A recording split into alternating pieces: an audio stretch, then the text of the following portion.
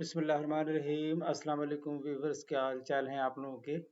امید ہے آپ لوگ سب لوگ خیریت سے ہوں گے۔ آج کی جو ہماری پریزنٹیشن ہے اس کا ٹاپک ہے اپنی زندگی میں ناقدین کو خوش آمدید کہنے کی 6 وجوہات، 6 reasons to welcome critics in your life۔ 6 reasons to welcome critics in your life۔ آئیے دیکھتے ہیں ان کے پوائنٹس، پھر اس کا اوور ویو۔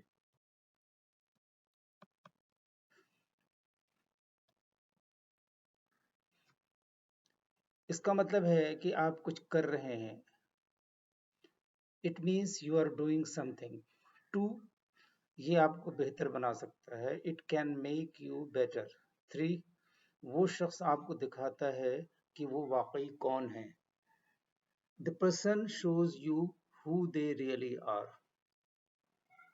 فور ہے critics reassure that us we are on the right track۔ ناقدین ہمیں یقین دلاتے ہیں کہ ہم صحیح راستے پر ہیں۔ 5 ہے you prove worthy of other people's energy۔ آپ دوسرے لوگوں کو توانائی کے قابل ثابت ہوتے ہیں۔ 6 ہے it teaches you about yourself۔ Number 1، اس کا مطلب ہے کہ آپ کچھ کر رہے ہیں، مطلب یہ کہ تنقید کرنے کے لیے اس کا مطلب ہے کہ آپ کسی نہ کسی شکل میں کارروائی کر رہے ہیں۔ ارسطو نے کہا تھا کہ تنقید سے بچنے کا واحد طریقہ یہ ہے کہ کچھ نہ کہو، کچھ نہ کرو اور کچھ نہ بنو۔ جو لوگ دنیا میں چیزیں بنا رہے ہیں اور حقیقت میں کچھ کر رہے ہیں یا اس کے لیے کھڑے ہیں، صرف وہی لوگ ہیں جن پر تنقید کی جاتی ہے۔ نمبر 2، یہ آپ کو بہتر بنا سکتا ہے۔ جب تنقید مثبت اور تعمیری ہوتی ہے تو ہم بہتر سیکھ سکتے اور بڑھ سکتے ہیں۔ مجھے اپنی تحریر اور کوچنگ کے انداز کے بارے میں فکر انگیز اور مفید آرا سننا پسند ہے۔ میں یہ سب کچھ بورڈ پر لیتا ہوں اور استعمال کرتا ہوں جو میرے لیے کام کرتا ہے۔ تعمیری تنقید آپ کے لیے لوگوں کی محبت کی ایک بڑی شکل کا اظہار کر سکتی ہے۔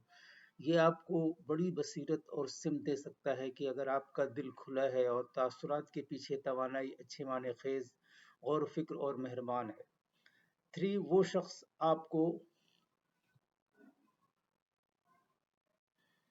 شخص آپ کو دکھاتا ہے کہ واقعی کون ہے۔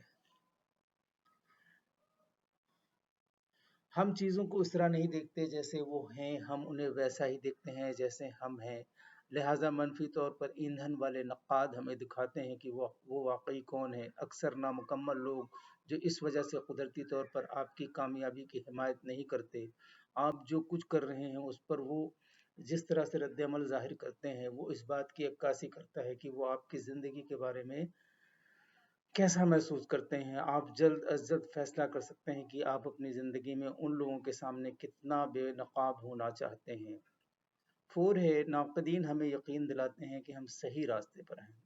آپ اپنی زندگی میں جتنا آگے بڑھیں گے، آپ اتنے ہی زیادہ نقادوں کی توقع کر سکتے ہیں۔ اس کا مطلب ہے کہ لوگ آپ پر توجہ دے رہے ہیں۔ اسٹیون پلس فیلڈ نے کہا کہ تنقید وہ ہے جو آپ واقعی ایک تخلیقی شخص کے طور پر چاہتے ہیں، وہ اسے عظیم تعریف کہتے ہیں۔ ایک عوامی شخصیت نے ایک بار مجھے بتایا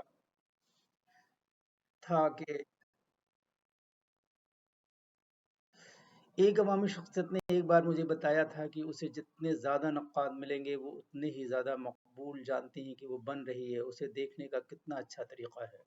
5 ہے آپ دوسرے لوگوں کی توانائی کے قابل ثابت ہوتے ہیں۔ جب کوئی نقاد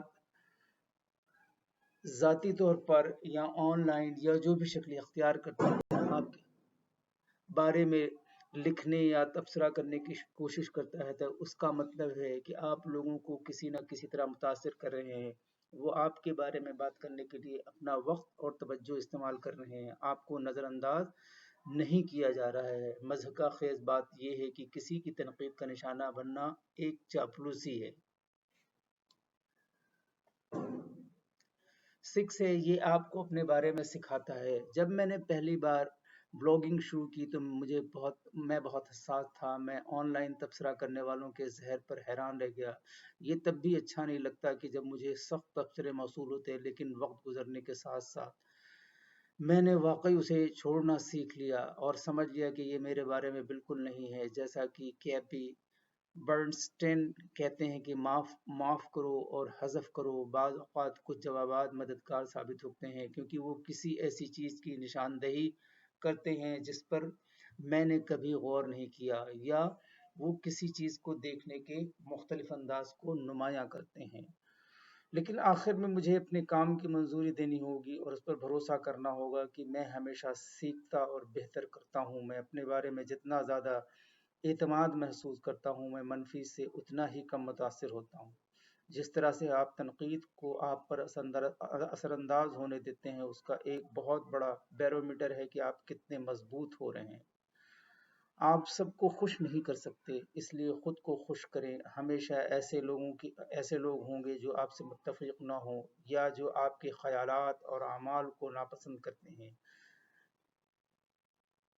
چاہے یہ لوگ مثبت یا منفی جگہ سے آ رہے ہوں یا نہیں۔ آپ سے مختلف ہونے پر ان کی تعریف کریں اور قبول کریں، اور اگر آپ کو وہ پریشان کرتے ہیں تو انہیں معاف کر دیں۔ یاد رکھیں کہ کامیابی کا راستہ بہت سارے نقادوں کو مدعو کرتا ہے، لہٰذا جتنی جلدی آپ جان لیں گے کہ بورڈ پر کیا لینا ہے اور کیا جاری کرنا ہے تو اتنا ہی بہتر ہے۔ حقیقت یہ ہے کہ تنقید بالکل بھی موجود ہے، ہمیں بھی یاد دلاتا ہے کہ ہم جو کچھ کر سکتے ہیں وہ سب سے بہتر ہے۔ آپ سچ بولنا، اپنا بہترین کام پیش کرنا اور باقی کو سپرد کرنا۔